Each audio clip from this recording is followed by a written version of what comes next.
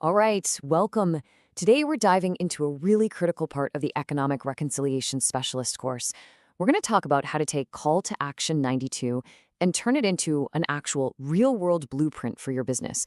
And look, this isn't about just another policy document to file away. We're talking about a fundamental shift in strategy, one that unlocks a massive economic opportunity. So let's get right into it. So let's kick things off with a number that, honestly, tells a pretty incredible story. $50 billion. That's the estimated contribution of the Indigenous economy to Canada's GDP every single year. And that's not some far-off forecast. That is what's happening right now. It's a powerful economic engine, and believe me, it is just warming up. And here's the proof of that momentum: 50%. In just a single decade, the number of Indigenous-owned businesses in this country jumped by 50%. I mean, that is just explosive growth. It points to this incredible wave of entrepreneurship and a super vibrant, expanding supply chain that, the smartest companies are already figuring out how to partner with. Now, get a look at this number: $100 billion. That is the value of resource and infrastructure projects where Indigenous communities now hold actual ownership stakes. This is a huge deal. The shift from just being consulted to having a real seat at the table as an equity partner, it's probably one of the biggest and most underreported economic stories happening in Canada today. So all of this, it naturally leads to the big question for any leader, any manager, any entrepreneur watching this. When you look at that growth, that scale, that fundamental shift towards ownership, you have to ask yourself, is my business truly ready for this? Because this isn't just some passing trend. It's a total transformation of the economic landscape. So how do you get ready? Well, the good news is there's a blueprint. The Truth and Reconciliation Commission's Call to Action 92. Think of it as the official roadmap designed specifically for the corporate world. The whole point is to help you move from seeing this as a mandate, as something you have to do, to seeing it as a massive opportunity you get to seize. And let's be super clear about this. Call to Action 92 isn't some vague suggestion. It's a very clear, very direct mandate. It says that businesses must adopt the principles of UNDRIP. That's the United Nations Declaration on the Rights of Indigenous Peoples, as the core framework for any and all reconciliation efforts they undertake. And just so we're all on the same page here, UNDRIP is the global gold standard. It's this comprehensive international agreement on the rights of Indigenous peoples all around the world. So Call to Action 92 is basically telling the corporate sector, hey, this is your guide. This is the standard you are now expected to meet. So how do we actually tackle this? The good news is it's not as complex as it sounds.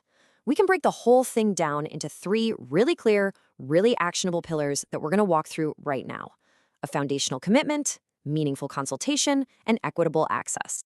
Okay, let's start with pillar 1, foundational commitment. And really, the subtitle says it all: beyond words to action. This is all about moving past just doing land acknowledgements and into making real, documented, structural changes inside your organization. This means taking concrete steps, right? Like you see here. First, actually embedding the principles of UNDRI right into your corporate policies, making it part of your company's DNA. Second, making sure your leadership team gets continuous training on Indigenous history and rights. And third, putting it all down in writing, making your commitment public so you can be held accountable. All right, now for pillar 2. This one is about meaningful consultation. And this requires a really big shift in mindset. It's about getting away from seeing consultation as a checkbox exercise you have to tick and starting to see it as the very foundation for building genuine, long-term relationships. And this visual just lays it out perfectly. On the left, you've got the old way, treating consultation like it's just another annoying regulatory hurdle you have to get over. But the reconciliation way, on the right, it reframes it completely. It's an investment you make in building a real, lasting partnership. It's a shift from being transactional to being relational. Now, the standard for this pillar is something called FPIC. It stands for Free, Prior, and Informed Consent. This is the ethical benchmark, and it's defined by UNDRIP itself. It means consent has to be given freely, without coercion, it has to be sought before any activities begin, and it has to be based on full, transparent information. This is the standard that all businesses need to be moving towards. And finally, we have pillar 3, equitable access. This is where reconciliation really hits the ground in your day-to-day operations. It's all about unlocking the incredible potential that exists in the Indigenous workforce and supply chain by making sure there's a genuinely level playing field. So this pillar demands action on two main fronts. First, on the workforce side, it means ensuring fair access to jobs, training, and promotions, and also creating a culturally safe environment that actually makes people want to stay. And then on the supply chain side, it means creating procurement policies that give Indigenous-owned businesses a fair chance to win your contracts. Okay, so we've got the three pillars down. But, knowing the theory is one thing. Building a real, tangible strategy, that's the hard part. And that work has to start with understanding the very real barriers that have been in place for generations. Real economic reconciliation means you have to actively work to dismantle these kinds of systemic barriers.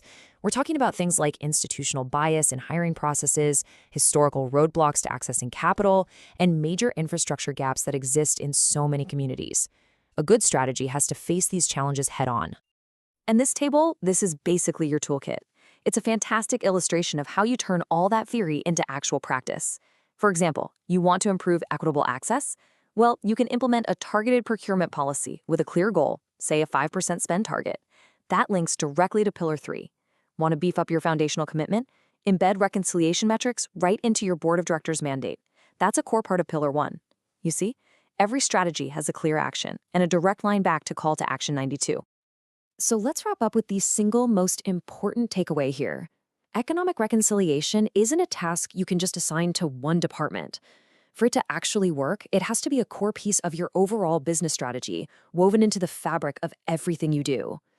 Which really leaves just one question. What's your next move?